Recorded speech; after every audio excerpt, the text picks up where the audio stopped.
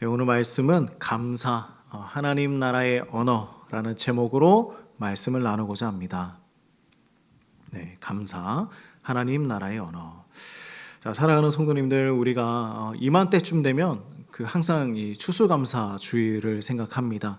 우리는 특별하게 이 절기를 지키지는 않지만 그래도 감사를 한번 돌아보고 1년간의 삶, 우리가 한 해 동안 어떤 은혜를 주셨는지를 돌아보는 그러한 주일이 되었으면 좋겠습니다. 그런데 감사를 생각할 때마다 항상 의문이 되는 게 하나가 있어요. 뭐냐면 왜 감사해야 할까? 그죠?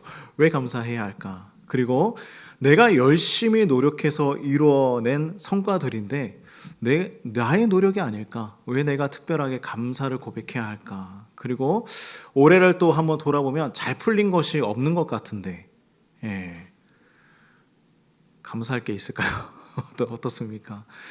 한 해가 좀 힘들 수도 있잖아요. 살아오면서 풀려지지 않는 많은 일들도 있고, 또 우리 교회는 새 가족을 위해서 항상 기도하고 있지만 새 가족 한 명 오는 것이 하늘의 별 따기처럼 그렇게 얼마나 어렵습니까? 그런데 감사할 수 있을까? 뭘 감사해야 할까? 그래서 오늘 이 데살로니가전서 5장 16절에서 18절 말씀을 보면요, 매우 짧지만 엄청난 도전을 우리에게 주고 있습니다. 바울 사도가 세 가지 명령을 이어서 하고 있잖아요. 항상 기뻐하라, 쉬지 말고 기도하라, 범사에 감사하라. 이 세 가지를 그냥 이어서 명령을 하고 있습니다. 그리고 이것이 또 하나님의 뜻이라고 얘기하고 있잖아요. 오늘 우리가 집중해야 할 부분은 이 범사에 감사라는 부분인데요. 모든 일에 감사하는 것 과연 가능할까요? 가능하겠습니까? 모든 일에 감사하고 있습니까? 우리 삶에는 감사할 수 없는 일들도 참으로 많아요. 질병이 있고 실패도 있고 상실도 있고 배신도 있습니다. 그 모든 상황을 감사하면서 하루하루를 보내고 계십니까?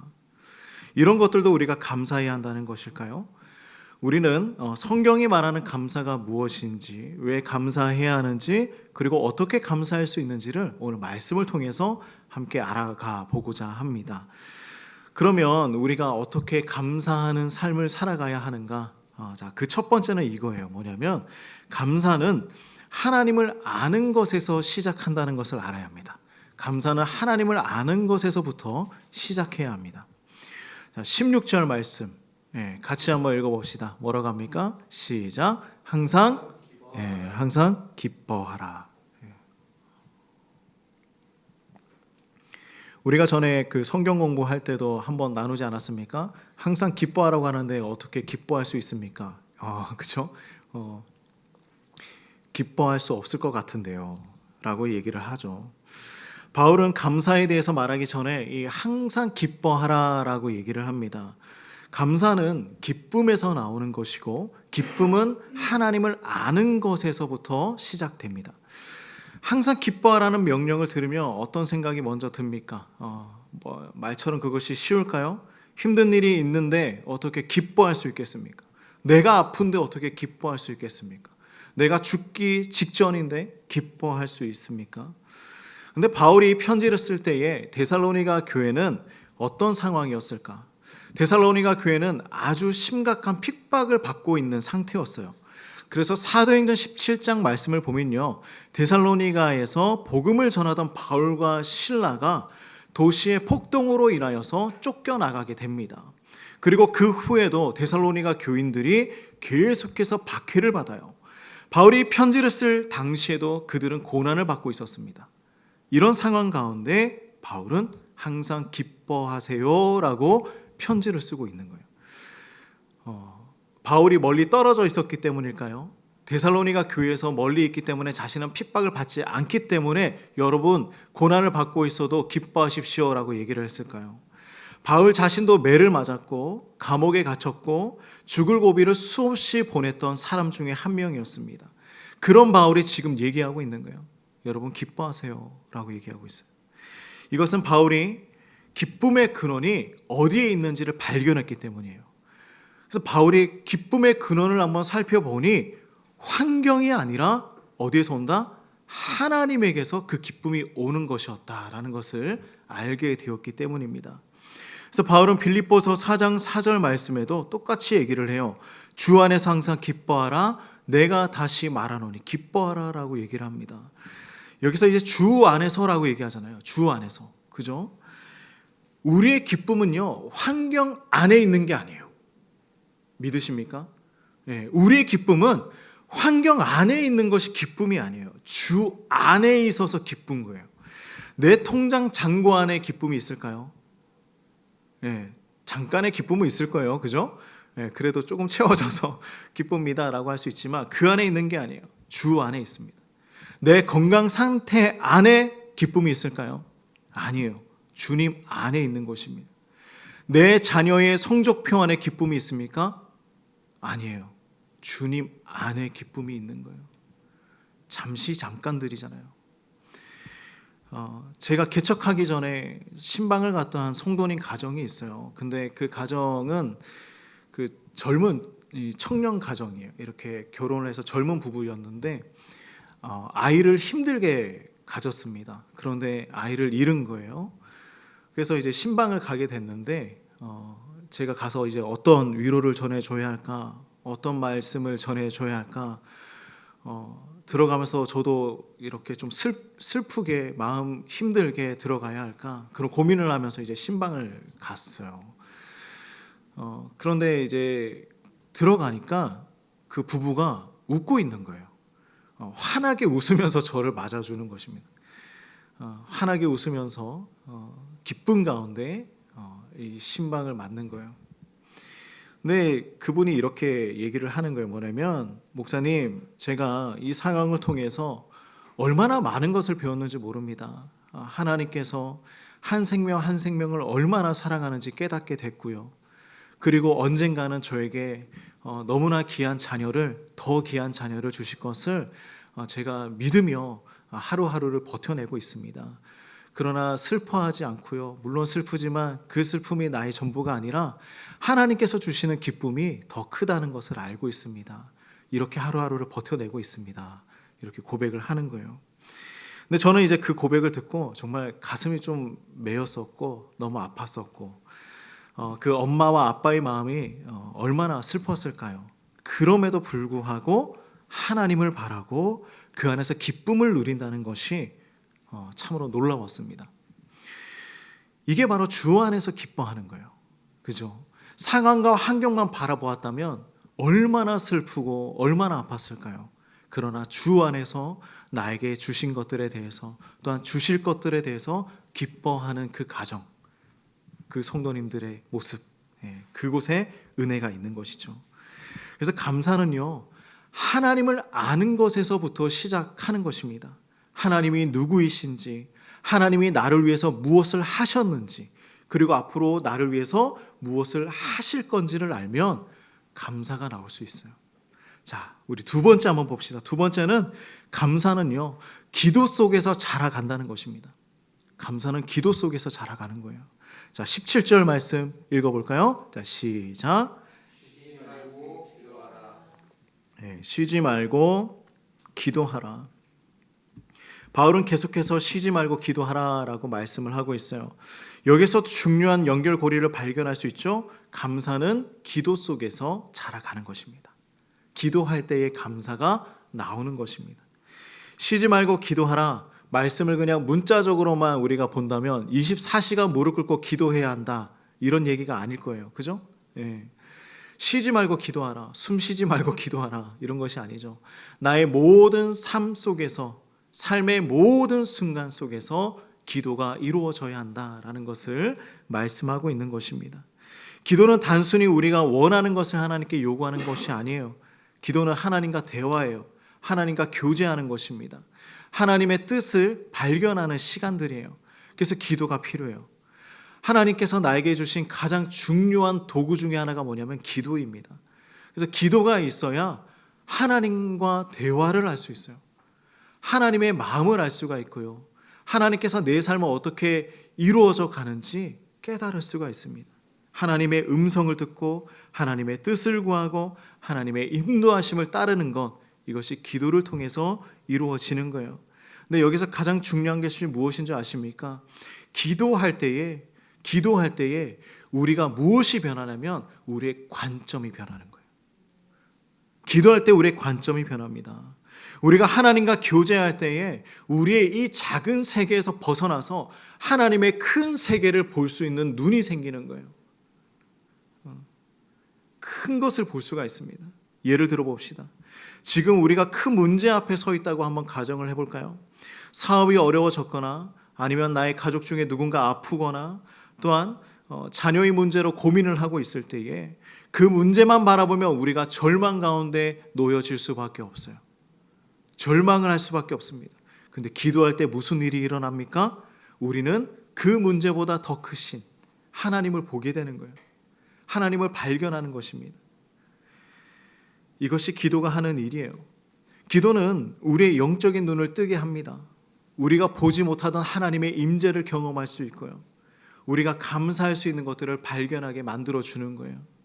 근데 기도하지 않으면 이게 보이지가 않아요. 보이지가 않습니다. 그래서 감사는요, 우리가 기도할 때 자라가는 거예요. 기도할 때 자라가는 것입니다. 하나님과 교제하고 하나님의 관점으로 우리의 삶을 바라볼 때에 우리가 감사할 수 있는 것들을 볼 수 있게 되는 것이겠죠. 그래서 우리 성도님들 감사 노트 제가 다 나누어 드렸잖아요.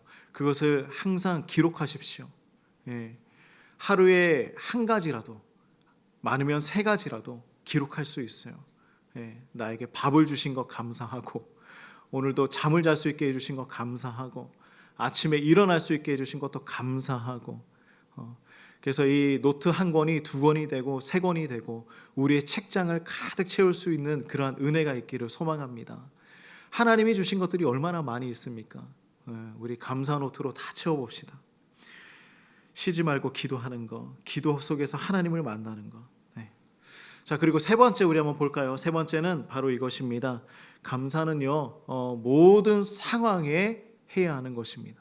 모든 상황에 감사할 수 있어야 하는 것이죠. 자, 18절 말씀 우리 같이 한번 볼까요? 18절입니다. 18절 앞에 부분만 한번 읽어볼까요? 뭐라고 하죠? 자, 시작. 범사에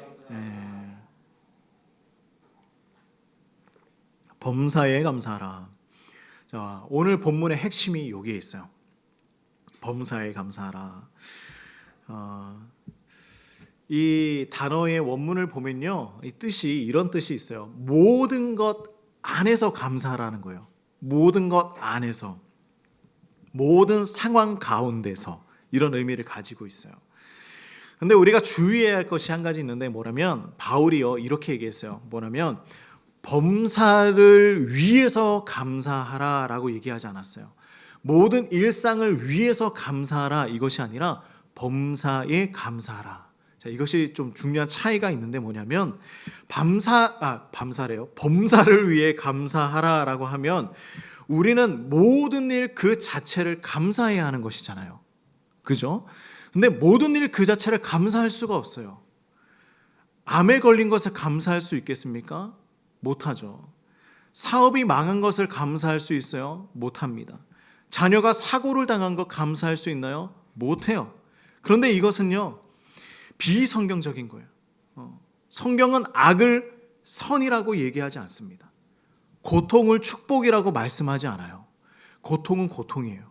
아픈 것은 아픈 것입니다. 슬픈 건 슬픈 거예요. 이것을 축복이라고 얘기하지 않습니다. 그러나 우리가 더 나아질 수 있는 과정이라고 얘기를 하고 있어요. 과정. 범사에 감사라는 것은 그러면 무엇인가? 이것은요, 모든 상황 가운데서 감사할 수 있는 이유가 있다는 거예요. 이유가 있다. 그 이유를 찾아가야 한다. 그러니까 우리가 그 상황을 감사하는 것이 아니라 그 상황 가운데서도 감사할 수 있는 이유를 발견하는 거예요. 그 첫 번째가 뭐냐면 바로 이거예요. 그 이유가 무엇이냐면 하나님이 주권자이시기 때문이에요. 하나님이 주권자이세요. 로마서 8장 28절 말씀 같이 한번 읽어볼까요? 자, 시작. 우리가 알거니와 하나님을 살아가는 자, 곧 그의 뜻대로 부르심을 입은 자들에게는 모든 것이 합력하여 선을 이루느니라. 자, 모든 것이 선하다고 말씀하지 않으셨어요? 그죠? 모든 것이 합력하여 뭘 한다고요?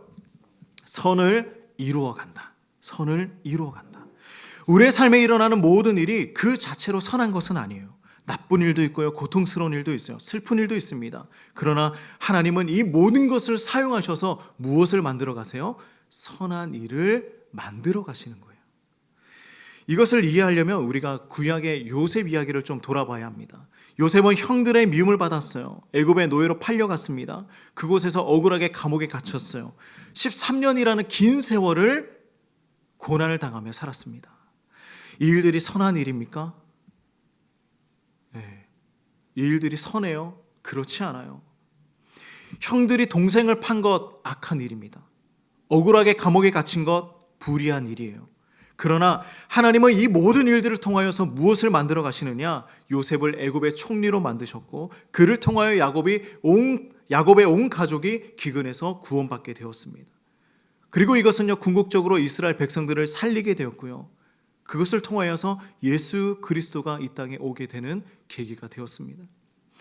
요셉이 형들에게 한 말을 기억하십니까? 창세기 50장 20절 말씀을 보면요. 당신들은 나를 해하려 하였으나 하나님은 그것을 선으로 바꾸사 오늘과 같이 많은 백성의 생명을 구원하게 하시려 하셨다라고 말씀하고 있습니다. 하나님은요 그것을 선으로 바꾸셨다고 말씀하고 있죠. 이것이 바로 범사에 감사하라는 명령의 의미가 되는 거예요.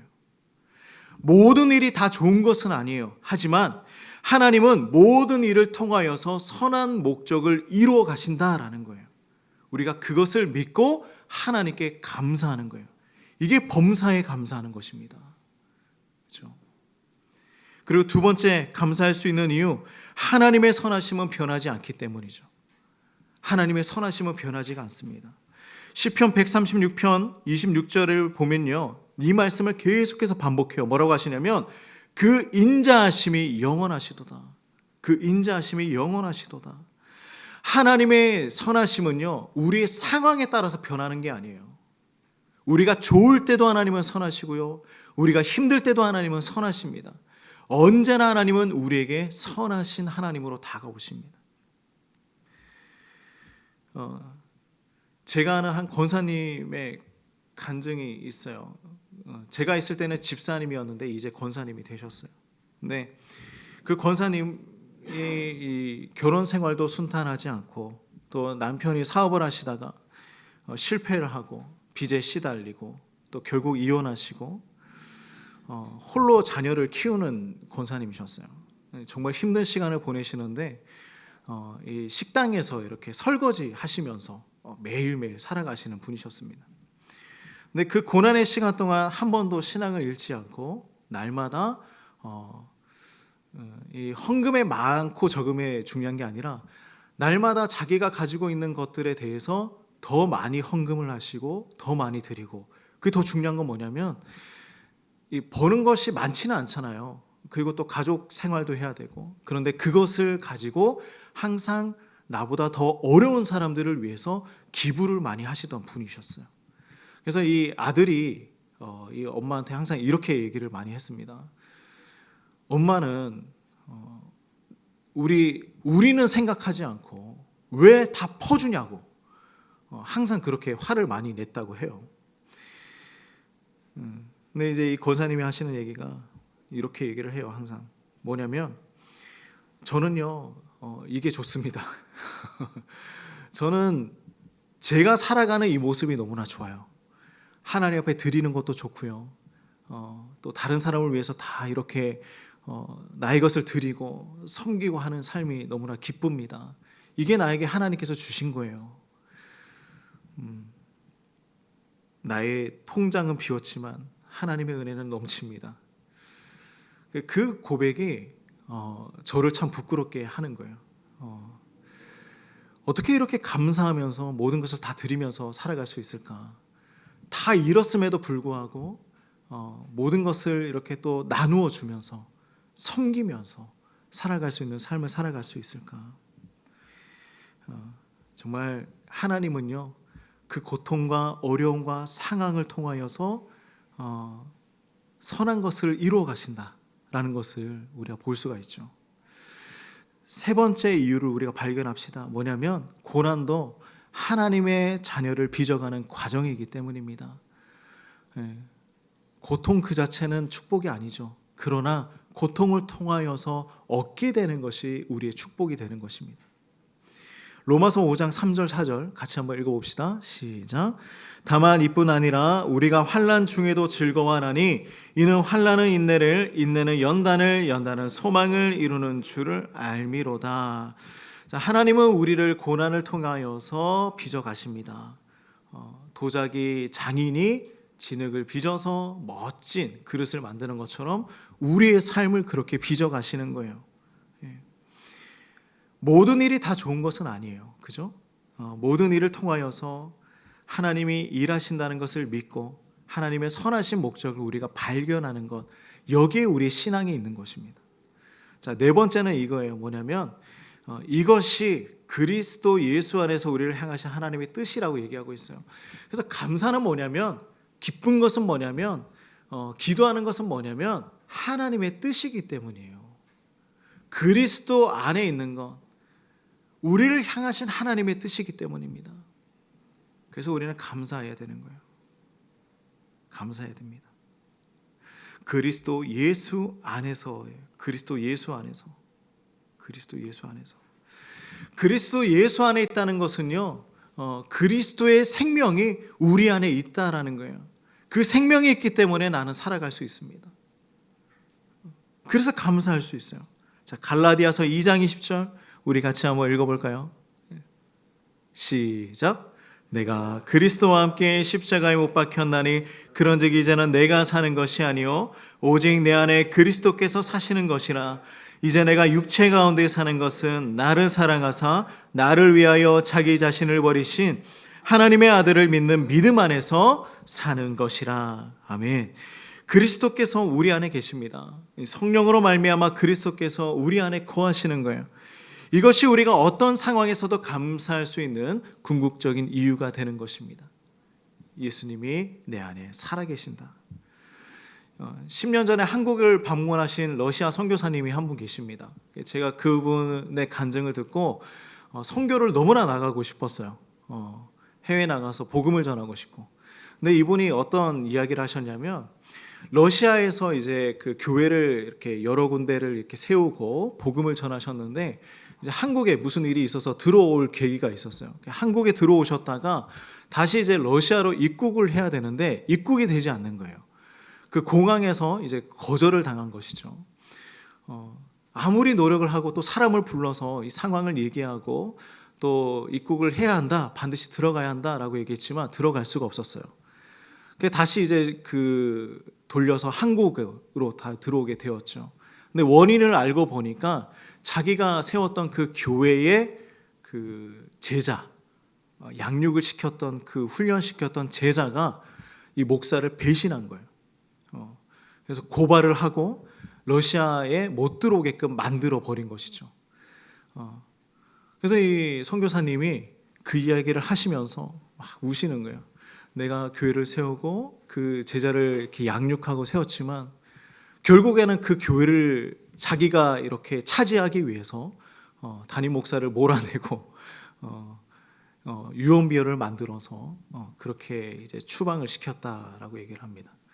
근데 그 선교사님이 보통 이제 그런 상황이면 뒤도 돌아보기 싫어서 러시아를 가겠습니까? 그냥 한국에서 편안하게 다른 사역을 하면서 지내지 않았겠습니까? 근데 그 선교사님이 하는 얘기가 자기는 다시 러시아로 들어갈 거다. 시간이 지나면 언젠가는 들어갈 수 있으니 내가 다시 들어가겠다. 그런데 그 지역은 가지 않고 다른 지역으로 가서 다시 교회를 세우고 다시 복음을 전하겠다라고 이제 고백을 하는 거예요. 그리고 본인은 이제 그 목사를 그 이제 자기를 배신했던 그 사역자를 미워하지 않고 다른 곳으로 가서 복음을 전하겠다고 고백을 했습니다. 근데 그분이 얘기하시는 게 딱 이게 한 가지가 있었어요. 뭐냐면 제가 힘들고 지치고 포기하고 싶었을 때에 저는 이것을 했습니다. 내 안에 살아계신 예수님을 보았습니다. 내 안에 살아계신 예수님을 보았습니다. 나와 함께하고 계시는 그 주님이 있기 때문에 내가 이곳에 가든지 저곳에 가든지 배신을 당하고 교회를 떠나게 되었든지 저는 그래도 괜찮아요 라고 얘기를 하는 거예요. 하나님이 함께 하시는 것이니까, 하나님이 나와 함께 하시는 것이니까 내가 꼭 이곳을 고집하지 않더라도 복음을 전할 수 있습니다. 이것이 그리스도 예수 안에서 감사하는 것이죠. 그래서 우리가 보면 환경이 아니라 그리스도를 바라보는 것이 진짜예요. 그러면 감사할 수 있을 것 같아요.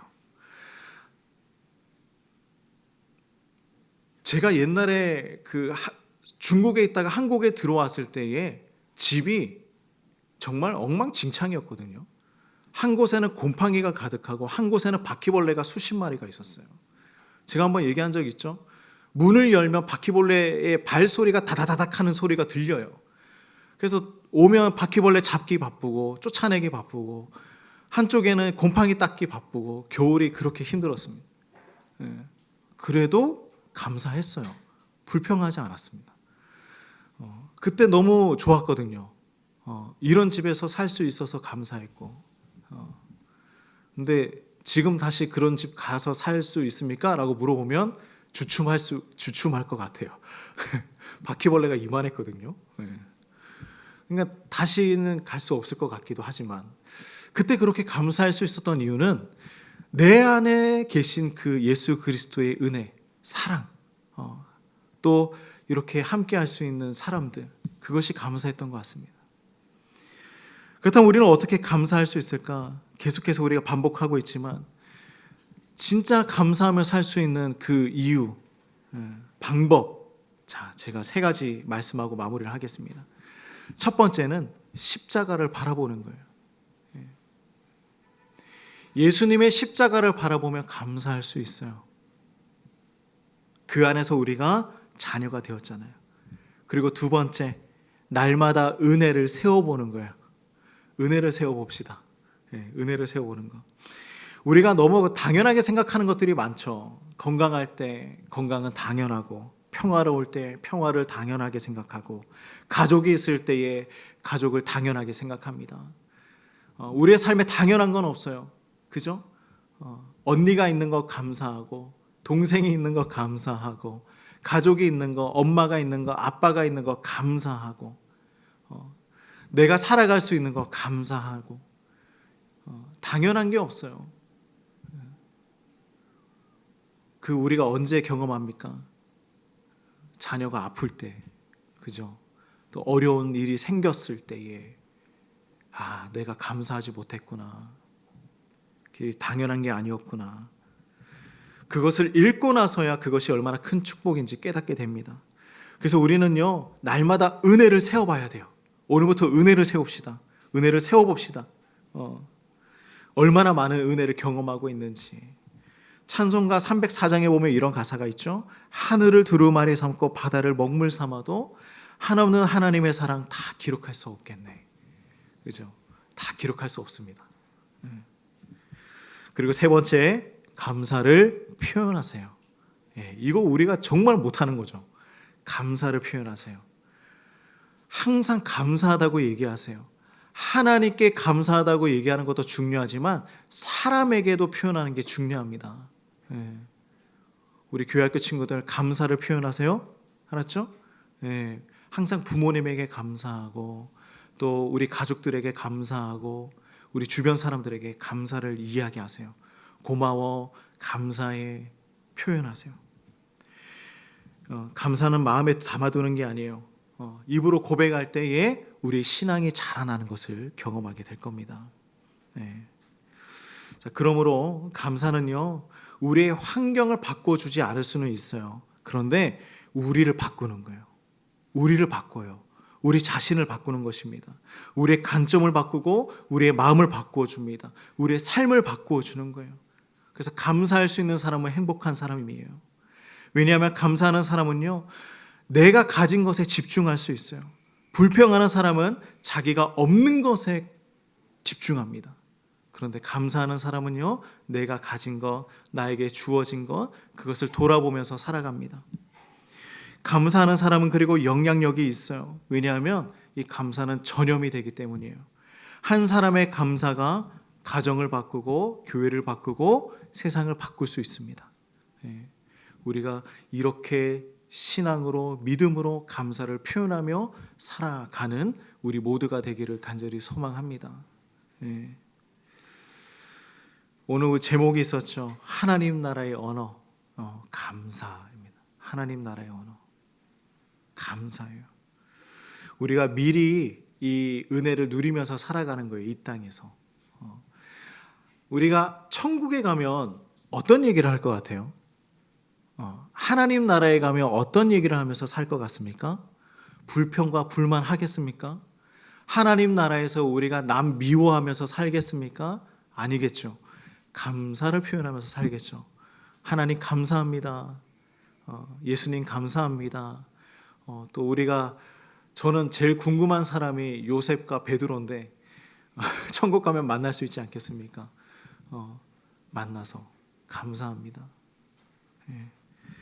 사랑하는 성도님들, 항상 기뻐하십시오. 그리고 쉬지 말고 기도하십시오. 범사에 감사하십시오. 이것이 그리스도 예수 안에서 우리를 향하신 하나님의 뜻입니다. 우리 옆에 분들과 이렇게 한번 나눠볼까요? 감사합니다. 감사합니다. 당신이 있어서 감사합니다. 한 번 더. 당신이 있어서 감사합니다. 감사합니다. 그래서 하나님께서 우리에게 주신 그 은혜 잊지 말고 살아가는 저와 여러분이 되시기를 주님의 이름으로 축복합니다. 함께 기도하겠습니다. 우리 기도할 때에 하나님 나에게 은혜 주십시오. 감사의 고백 주십시오. 나의 일상에서 그 감사가 끊어지지 않게 하여 주시고 그 감사로 인하여서 나의 삶이 변화되게 하여 주시옵소서. 같이 기도할까요?